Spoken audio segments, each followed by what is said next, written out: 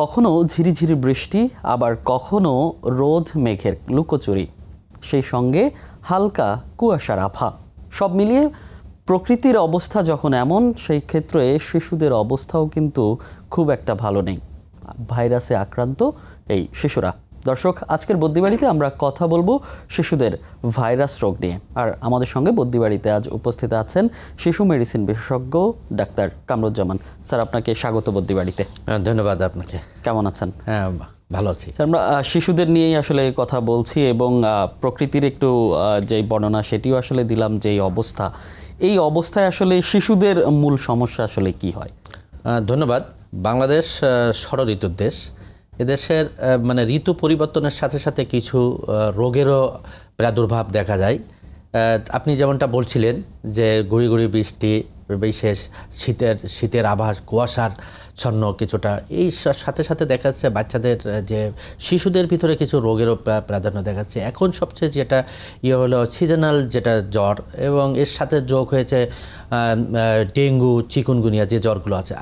আগে জ্বর, এই সময়ে যে ঠান্ডা কাশি জ্বরগুলো হয় সাধারণত এগুলোকে বলা হতো সিজনাল ফ্লু, সিজনাল জ্বর। কিন্তু যেহেতু এবার মানে এই সাথে যোগ হয়েছে যে ডেঙ্গু জ্বর, চিকুনগুনিয়া জ্বর, যার জন্য বিশেষ করে গার্জিয়ানদের ভিতরে একটা উদ্বেগ কাজ করছে যে অ্যাকচুয়ালি আমার বাচ্চার জ্বরটা কি কোনো সিজনাল ফ্লু না কি ডেঙ্গু অথবা চিকুনগুনিয়া কিনা। তা এই জিনিসগুলো নিয়ে পাবলিকের, বিশেষ করে যারা প্যারেন্টসের ভিতরে একটা কনসার্ন কাজ করে। তারা জ্বর হলেই খুব উদ্বিগ্ন হয়ে যায় যে আমার বাচ্চার কি অ্যাকচুয়ালি ডেঙ্গু অথবা চিকুনগুনিয়া। সেটা তো স্যার উদ্বিগ্ন হওয়ারই মতো বিষয়, যেহেতু আমরা বিগত বছরগুলোতে যেটা দেখেছি যে অক্টোবর কিংবা নভেম্বর এই সময়ে এসে ডেঙ্গুর ফ্লোটা কমে যায়, কিন্তু এবার কিন্তু কমছে না, আরও বাড়ছে। আমরা ডেঙ্গুর যদি হিস্ট্রি দেখি সেটা হচ্ছে সেপ্টেম্বর এবং অক্টোবরে সবচেয়ে বেশি। তো সেক্ষেত্রে আসলে শিশুদের ডেঙ্গু এখনও কেমন দেখছেন আপনারা? হ্যাঁ, শিশুদের ডেঙ্গু পরিমাণও এখন অনেকটাই লক্ষ্য করা যাচ্ছে। যে বিশেষ করে যে মশাবাহিত, ডেঙ্গু তো একটা মশাবাহিত রোগ, পাশাপাশি চিকুনগুনিয়া একটা মশাবাহিত রোগ। তা এই সময় সাধারণত সেপ্টেম্বর অক্টোবরের দিকে ডেঙ্গুর পরিমাণ কমে যায়, কিন্তু এবছরে দেখা যাচ্ছে ডেঙ্গুর পরিমাণটা একটু বেশি। এখনও কমার কোনো লক্ষণ দেখা যাচ্ছে না, সে একই হারে সাধারণত হচ্ছে, বরঞ্চ কিছুটা বেশি লক্ষ্য হচ্ছে। পার্থক্য কিভাবে করবেন অভিভাবকরা, যে কিভাবে বুঝবেন যে এটা তার ফ্লু নাকি ডেঙ্গু? এখন যেটা হলো যে সিজনাল ফ্লু সাধারণত কাশি থাকে, নাকতে পানি পড়ে, জ্বর থাকে, গলায় ব্যথা। বিশেষ করে বাচ্চাদের একটা এই আবহাওয়ার তারতম্যের জন্য এই রাত্রে দেখা যাচ্ছে যে একটু গরম পড়ছে, মানে লেট নাইটের দিকে একটু শীত।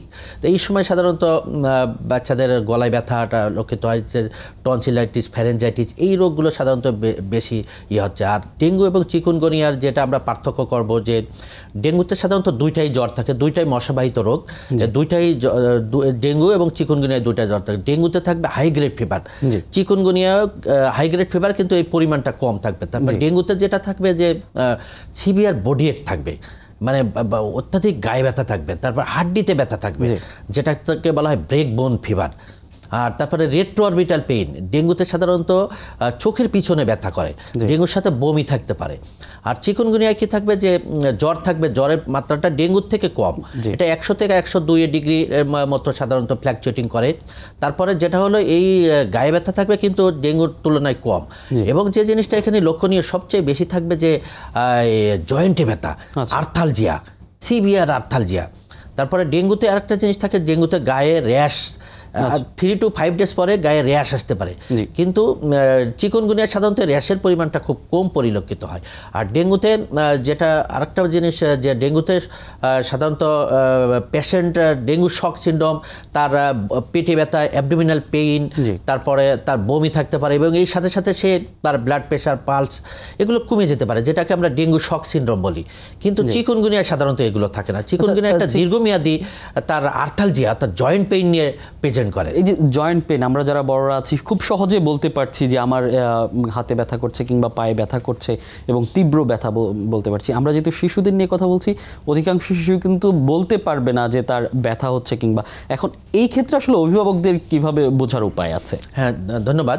যেটা হলো যে তার বাচ্চা, দেখা যাবে যে বাচ্চাগুলো হাঁটতে পারে, তার যদি চিকুনগুনিয়া হয় তাহলে দেখা যাচ্ছে এই বাচ্চাগুলো হাঁটতে পারবে না, সে মানে লিফটিং যেটাকে খুঁড়াই হাঁটছে, অথবা হাঁটতে পারছে না, সে হাঁটাতে ডিনাই করছে, সে হাঁটতে পারছে না, তারপরে তার গায়ে হাত দিয়ে টাচ, যখনই তার গায়ে টাচ করা হচ্ছে সে কান্নাকাটি করছে। এটাও একটা তারপরে যে দেখাচ্ছে যে বাচ্চাগুলো হাঁটতে পারতো সে বাচ্চাগুলো হামাগুড়ি দিয়ে হাঁটার চেষ্টা করছে, অর্থাৎ তার জয়েন্টে সিভিয়ার পেইন, এটা দিয়ে করা যাবে। তারপরে ডেঙ্গুতে যেটা আপনি বলছিলেন যে পার্থক্যর ভিতরে আরেকটা, ডেঙ্গুতে হাই গ্রেড ফিভার, একটা বাচ্চার এখন 104, 5, 6 পর্যন্ত জ্বর চলে আসতেছে ডেঙ্গুতে, কিন্তু চিকুনগুনিয়ায় সাধারণত জ্বর 102-3 ভিতরে থাকে। এই জিনিসগুলো। তারপরে ডেঙ্গুতে মানে সিভিয়ার অ্যাবডোমিনাল পেইন থাকে, বমি থাকতে পারে, বাচ্চা জ্বরের সাথে সাথে সে বমি করছে, কিন্তু চিকুনগুনিয়ায় সাধারণত এই অ্যাবডোমিনাল পেইনটা খুব কম পরিলক্ষিত হয় এবং তার বমিটিং টেন্ডেন্সিও কম থাকে। তার জয়েন্ট পেইন থাকবে এবং বডি এক। তা বডি একের সাথে যেটা হলো গায়ে ব্যথার থেকে সবচেয়ে বেশি থাকবে তার জয়েন্ট পেইন। কখন এই বাবা মারা চিকিৎসকের কাছে আসবেন? যেহেতু এখন সিজনাল ফ্লুর সাথে ডেঙ্গু এবং চিকুনগুনিয়া একটা মানে প্রাদুর্ভাব চলছে, সেজন্য জ্বর মাত্রই অবশ্যই ডাক্তারের শরণাপন্ন হতে হবে। এবং এখন আমাদের দেশে বিশেষ করে মানে প্যারেন্টসের ভিতরে একটা কনসার্ন আছে যে মানে জ্বর হলে 3 দিন পরে ডাক্তারের কাছে যেতে হবে। এটা কিন্তু একটা ভুল ধারণা এবং একটা সামাজিক যেটাকে বলে মিথ, যে আপনি অবশ্যই জ্বর হলে প্রথমেই আপনি ডাক্তারের কাছে, ডাক্তার অথবা নিকটবর্তী হসপিটালে। অনেকেই বলে যে শুরুতেই যদি যাওয়া হয় সেক্ষেত্রে ডেঙ্গু কিংবা চিকুনগুনিয়া শনাক্ত করা সম্ভব হয় না, সেটা আসলে কি বলবেন? একদিনকে মানে 1 ঘন্টার জ্বরেও কিন্তু ডেঙ্গু চিকুনগুনিয়া শনাক্ত করা যাবে। আপনি কারণ কি, এই ডেঙ্গু যে ভাইরাসটা তার ভিতরে যে মানে আগেই তো তার শরীরে ঢুকছে, এই সাইন সিমটমগুলো নিয়ে প্রেজেন্ট করছে তখনই তার জ্বর, গায়ে ব্যথা এবং যে মানে সাইন সিমটমগুলো তার প্রেজেন্ট হচ্ছে, কিন্তু আগেই তো তার ইনকিউবেশন পিরিয়ড আছে। কাজেই আপনি যদি আজকে তার জ্বর আসার থাকে, কিন্তু আগের দিনই তার এই পরীক্ষা নিরীক্ষা করলে পাওয়া যাবে। কিন্তু এই কোন পরীক্ষা করবে? আমাদের দেশের সবচেয়ে বড় যে ডেঙ্গুর ক্ষেত্রে সাধারণত 5 দিনের ভিতরে যে পরীক্ষাগুলো করার দরকার, একটা সিবিসি এবং NH1 ডেঙ্গুটা করলে সাধারণত পাওয়া যাবে যে তার যদি ডেঙ্গু থাকে তো NH1টা পজিটিভ থাকবে। তারপরে সিবিসিতে ভিতরে টোটাল কাউন্ট কমে যেতে পারে, কমে যেতে পারে, প্ল্যাটিলেট কমে যেতে পারে, এটা একটাই থাকে। কিন্তু চিকুনগুনিয়ায় সাধারণত প্রথম 3-4 দিনের ভিতরে সাধারণত পরীক্ষাটা পাওয়া যায় না। 5 দিনের পরে অ্যান্টিবডি পরীক্ষা করলে সাধারণত বোঝা যায় যে তার চিকুনগুনিয়া হয়েছে। কিন্তু রিসেন্টলি মানে বৈজ্ঞানিক পরিবর্তনের সাথে সাথে অনেকগুলো পরীক্ষা ও নিরীক্ষারও পরিবর্তন আসছে। যেমন এখন সবচেয়ে লেটেস্ট যে পরীক্ষাটা করা হয় আরটিপিসিআর ডেঙ্গু এবং চিকুনগুনিয়া। আপনি 1 ঘন্টার জ্বরে আপনি মানে এই পরীক্ষাটা করলে সাধারণত বোঝা যাবে যে আপনার ডেঙ্গু অথবা চিকুনগুনিয়া হয়েছে কিনা। জ্বরের 1 ঘন্টার মধ্যে, জ্বরের 1 ঘন্টা, অর্থাৎ 1 দিনের ভিতরে। 3 দিনে ওয়েট করার দরকার নেই, আপনি ডাক্তারই আপনাকে বলে দেবে যে কীভাবে গাইড করতে হবে। আর সবচেয়ে একটা বড় কনসার্ন এখনকার সময়ে, যেহেতু চিকুনগুনিয়া এবং ডেঙ্গু দুইটাই মার্চ করছে, কোনটা চিকুনগুনিয়া কোনটা ডেঙ্গু সে তো বুঝতে পারছে না। তাহলে দেখা যাচ্ছে যে পেশেন্টের যখন তার সিভিয়ার জয়েন্ট পেইনের কথা বলছে, এই জয়েন্ট পেইন সাধারণত নর্মাল প্যারাসিটামল অথবা ইসে খুব কমে, সে দেখা যাচ্ছে ব্যথার ওষুধ খাচ্ছে। এর সাথে যদি তার ডেঙ্গু থাকে, এই ব্যথার ওষুধে তার কিন্তু প্রাণনাশের একটা সম্ভাবনা থাকে। এবং স্যার আমরা যেটা অনেক রোগীর সাথেও কথা বলে আমরা যেটা জানতে পেরেছি, বা শিশুদের অভিভাবকরা যেটা বলছিলেন, যে তারা হাসপাতালে নেওয়ার পর চিকিৎসক ধারণা করেছেন ডেঙ্গু, কিন্তু পরীক্ষা করে পরে চিকুনগুনিয়া ধরা পড়েছে। এই যে ধারণা করে চিকিৎসা দেয়াটা, এটা আসলে কিভাবে রোধ করবেন, বা এটা আসলে কতটা কার্যকর? সেই জন্য আপনি জ্বর আসলেই আপনাকে অবশ্যই প্যারাসিটামল জাতীয় ওষুধ খেতে হবে। প্যারাসিটামল দুইটারই জ্বর এবং ব্যথা কমাবে এবং গায়ে ব্যথা কমাবে, জয়েন্ট পেইন কমাবে। কিন্তু বেশি যাদের চিকুনগুনিয়া আছে সেই জন্য অবশ্যই ডিফারেন্সিয়েট পরীক্ষা নিরীক্ষা করে আগে আইডেন্টিফাই করতে হবে যে তার চিকুনগুনিয়া আছে কিনা। কারণ চিকুনগুনিয়া প্যারাসিটামলে তো খুব কম কমবে, এই জয়েন্ট পেইনগুলো কমে, সেই জন্য তার NSAID যেটাকে আমরা ব্যথানাশক ওষুধ দরকার হতে পারে। তার ডেঙ্গু আছে কিনা এইগুলো যখনই আইডেন্টিফাই হয়ে গেল, তা ডেঙ্গুর ক্ষেত্রে আমরা সাধারণত ব্যথানাশক ওষুধ যে NSAID ওষুধগুলো দেওয়া হয় না। চিকুনগুনিয়ার ক্ষেত্রে এগুলো দেওয়া হয় যে পরীক্ষা নিরীক্ষা করে যখনই ধরা পড়ছে যে তার হয় ডেঙ্গু অথবা চিকুনগুনিয়া, সেই অনুসারে সাধারণত ট্রিটমেন্ট দুইটারই তো সিমটোমেটিক ট্রিটমেন্ট। কিন্তু ডেঙ্গুর ক্ষেত্রে বিশেষ করে স্পেসিফিকভাবে ব্যথানাশক ওষুধ, অ্যাসপিরিন জাতীয় ওষুধ ব্যবহার করলে সেটা সাধারণত আর যে রক্তের প্লাটিলেট এবং ব্লিডিং টেন্ডেন্সিগুলো সাধারণত মানে বেরিয়ে যেতে এরকম পারে। সংখ্যা আমরা দেখেছি, অনেকে বাবুর জ্বর হয়েছে পাশের ফার্মেসি থেকে ওষুধ নিয়ে যাচ্ছেন, এবং যেটা আমরা দেখেছি সাধারণ ফ্লু জ্বর কিন্তু ডেঙ্গুর চিকিৎসা দিচ্ছেন, আবার ডেঙ্গু হয়েছে কিন্তু সাধারণ ফ্লুর চিকিৎসা দিচ্ছেন, সাধারণ প্যারাসিটামল দিচ্ছেন। সেক্ষেত্রে আসলে ঝুঁকিটা কি রয়েছে?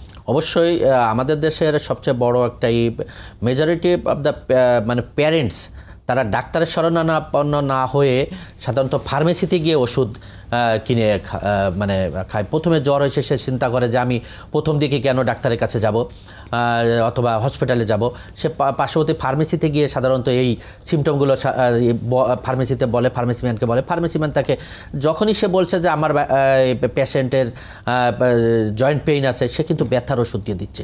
তা ব্যথার ওষুধ এই ক্লোফেনাক, NSAID যে ওষুধগুলো আমরা যেগুলোকে বলি, এইগুলো খাওয়ার পর দেখা যাচ্ছে তার অ্যাকচুয়ালি ডেঙ্গু আছে।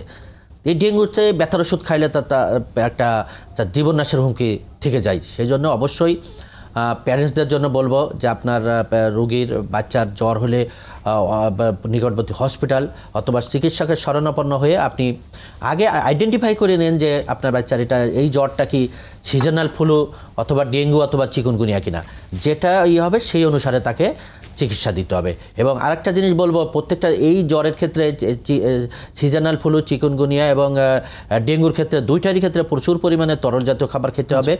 তারপরে বিশেষ করে কিছু খাবারকে আমরা বলি যে ডেঙ্গুর ক্ষেত্রে অ্যাভয়েড করে চলতে হবে রঙিন ফল, রঙিন জাতীয় ফল, অ্যালার্জিক জাতীয় খাবার, এই খাবারগুলো একটু অ্যাভয়েড করে চলতে হবে। কারণ ডেঙ্গুতে যে জিনিসটা থাকে যে তার ব্লিডিং হতে পারে, ব্লিডিং হলে দেখা যাচ্ছে পায়খানাটা রঙটা কালারটা অন্যরকম হতে পারে। কিন্তু এই ক্ষেত্রে যদি সে কালার ফল খায়, বিশেষ করে ড্রাগন ফল অথবা আমরা যেটাকে বেদানা বলি, এই জাতীয় ফল খেলে সাধারণত তার যে পায়খানার সাথে ব্লিডিংটা হচ্ছে কিনা এটা সাধারণত বোঝা যায় না। আর অ্যাজ ইউজুয়াল আমরা বলবো যে প্রচুর পরিমাণে আপনি তরল জাতীয় খাবার আপনার বাচ্চাকে খাওয়ানোর চেষ্টা করবেন। সেক্ষেত্রে স্যার আমরা আমাদের হাসপাতালের সংকটের কথা জানি, যে হাসপাতালে গেলে এবং আপনি যেখানে আছেন যে বাংলাদেশ শিশু হাসপাতাল, সেখানেও অবশ্যই চিত্র আমরা দেখি যে এত পরিমাণ রোগী আসে, জায়গা দেওয়ার অবস্থা থাকে না। এবং বিশেষ করে এই সিজনগুলোতে কিন্তু এটা বেশি হয়, কারণ যেহেতু ফ্লু হয়, তারপরে হচ্ছে ডেঙ্গু আক্রান্ত কিংবা অন্যান্য সব নিয়ে অনেক বেশি রোগী আসে। এই রোগীর ফ্লোটা কমানোর জন্য বাসায় অভিভাবকরা আসলে কি করতে পারে? জ্বর আসলে আতঙ্কিত হওয়ার কিছু নেই। আপনি আপনার বাচ্চার জ্বর আসলে আপনি বাচ্চার জ্বরটা মাপেন। বিশেষ করে 100 থেকে 102 ডিগ্রির ভিতরে যখনই বাচ্চার জ্বর আসছে আপনি প্যারাসিটামল সিরাপ খান এবং পাশাপাশি তার গাটা একটু কুসুম গরম পানি দিয়ে মুছিয়ে দেন, করে দেন। জ্বর যদি 102 হয় তাহলে আপনি সাপোজিটরি ইউজ করেন, সাপোজিটরি সে জ্বর কমাতে হবে। এখন বিশেষ করে প্যারেন্টসদের ভিতরে এই ডেঙ্গু, চিকুনগুনিয়া এইটা থাকার ভিতর তার ভিতর একটা আতঙ্ক কাজ করছে, যার জন্য অল্পতেই সে আতঙ্কিত হয়ে মানে হসপিটালে শরণাপন্ন হচ্ছে অথবা পার্শ্ববর্তী বিশেষ করে ফার্মেসি থেকে ওষুধ খাওয়াচ্ছে। তারপরে যেটা হলো যে তার জ্বরটা যখনই 3 দিন অতিক্রম করছে, হয় তার যদি তার ডেঙ্গু থাকে, দেখা যাচ্ছে বাচ্চাটা খারাপ হয়ে যাচ্ছে, তার অ্যাবডোমিনাল পেইন, যেটাকে আমরা বলি যে ওয়ার্নিং সাইন নিয়ে প্রেজেন্ট করছে, ডায়রিয়া, ভমিটিং, অ্যাবডোমিনাল পেইন, তখন সে কিন্তু আরও ওরিড হয়ে যাচ্ছে। আর বিশেষ করে যে রোগীগুলো আমাদের আউটসাইড ঢাকা, বিশেষ করে পেরিফেরি থেকে যারা আসছে, গ্রামে যারা আসছে, তারা কিন্তু প্রথমে ডাক্তারের কাছে যায় না। তার যখনই বাচ্চাগুলো দেখা যাচ্ছে তার শকে চলে যাচ্ছে অথবা একটা কমপ্লিকেশন পর্যায়ে চলে যাচ্ছে, তখন সে কিন্তু চিকিৎসক অথবা হসপিটালে শরণাপন্ন হচ্ছে। এবং বেশিরভাগই দেখা যাচ্ছে যে বাচ্চাগুলো এখন খারাপ হয়ে যাচ্ছে, যারা মানে কমপ্লিকেশন ডেভেলপ করতেছে, তারাই পেরিফেরি, বিশেষ করে যারা হসপিটালে নিতে দেরি করছে, চিকিৎসকের শরণাপন্ন হতে দেরি হয়েছে, এই বাচ্চাগুলো সাধারণত খারাপ হয়ে যাচ্ছে। তো ইনিশিয়াল পর্যায়ে যে যারা চিকিৎসকের শরণাপন্ন, হসপিটালের শরণাপন্ন হচ্ছে, তারা কিন্তু বেশি, কারণ তারা আগের থেকেই তারা সতর্কমূলক অবস্থা, তারা কি করবে, বিশেষ করে কোন জাতীয় খাবার খাবে, কি করবে, কখন ডাক্তারের কাছে নিয়ে আসবে, কোনটা তার মানে ডেঞ্জার সাইন, এগুলো কিন্তু ডাক্তাররা তাকে বুঝিয়ে দিচ্ছে। কখন আপনি হসপিটালে আসবেন, আপনার রোগীকে ভর্তি করতে হবে, এগুলো কিন্তু সে তার রপ্ত করে নিচ্ছে। যে একটা বাচ্চা বাসায় গিয়ে কন্টিনিউয়াস বমি করছে, সে কিন্তু হসপিটালে নিয়ে আসছে। কিন্তু যে বাচ্চাগুলো 3 দিন ধরে বসে আছে, 4 দিন ধরে বাসায় বসে আছে এবং ভাইরাল ফিভার না, এখন কিন্তু টাইফয়েড জ্বরও কিন্তু দেখা দিচ্ছে।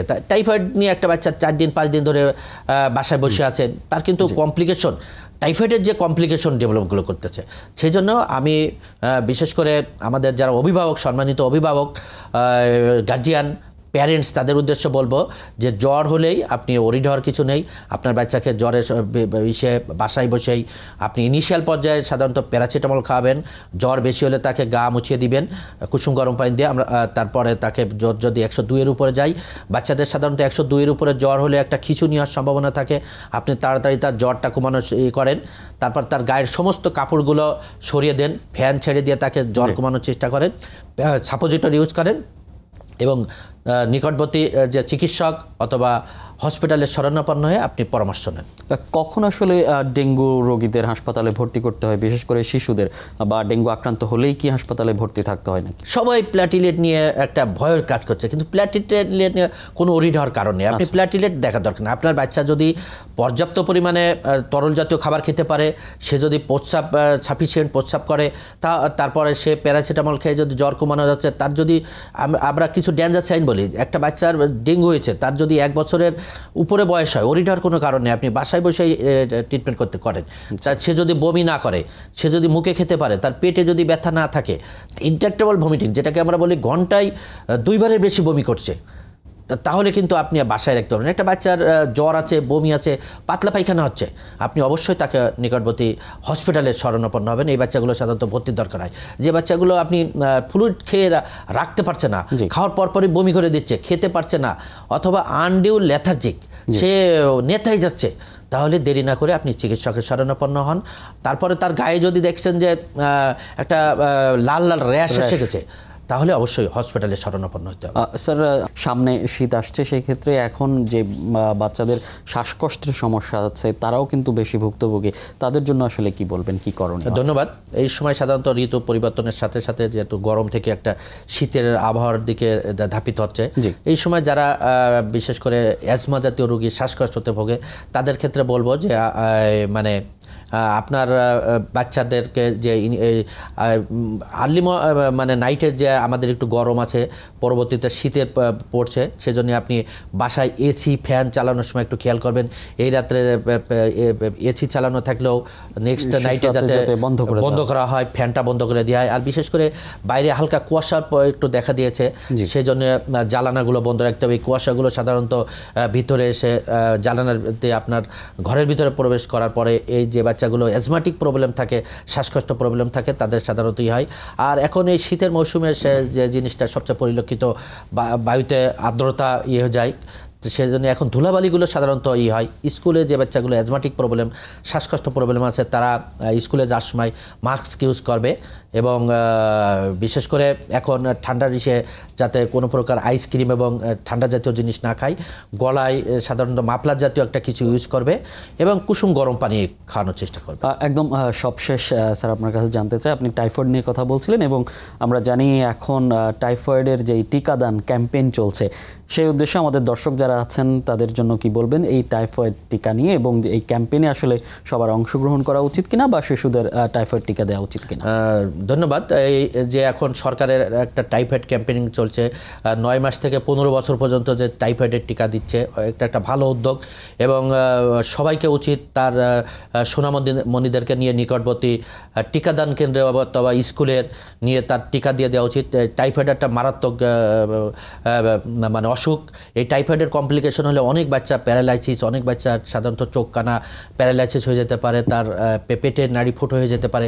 সেজন্য আপনি টাইফয়েডের টিকা দিয়ে আপনার বাচ্চাকে টাইফয়েড মুক্ত করুন এবং আপনার বাচ্চার একটা সুন্দর স্বাস্থ্যসম্মত লাইফ লিড করানোর জন্য নিকটবর্তী টাইফয়েড টিকাদান কেন্দ্রে নিয়ে টাইফয়েডের টিকা দিন। নির্ভয়ে টাইফয়েডের টিকা দিন। এখানে টাইফয়েডের টিকা দিলে কোনো পার্শ্ব প্রতিক্রিয়া নেই। এই টিকা দেওয়ার জন্য সাধারণত একটু জ্বর আসতে পারে অথবা ব্যথা হতে পারে, এতে ওরিড হওয়ার কিছু নেই। অসংখ্য ধন্যবাদ স্যার আপনাকে এবং বুদ্ধিবাড়িতে আসার জন্য। ধন্যবাদ আপনাকেও। দর্শক, কথা হয়েছে শিশুদের ভাইরাস রোগ নিয়ে। অবশ্যই চিকিৎসক যেটি বলছিলেন, সচেতনতার বিকল্প নেই। আজ এ পর্যন্তই। পরবর্তীতে দেখা হবে অন্য কোনো পর্বে। ততক্ষণ ভালো থাকুন, সুস্থ থাকুন আর সঙ্গে থাকুন সময়ের।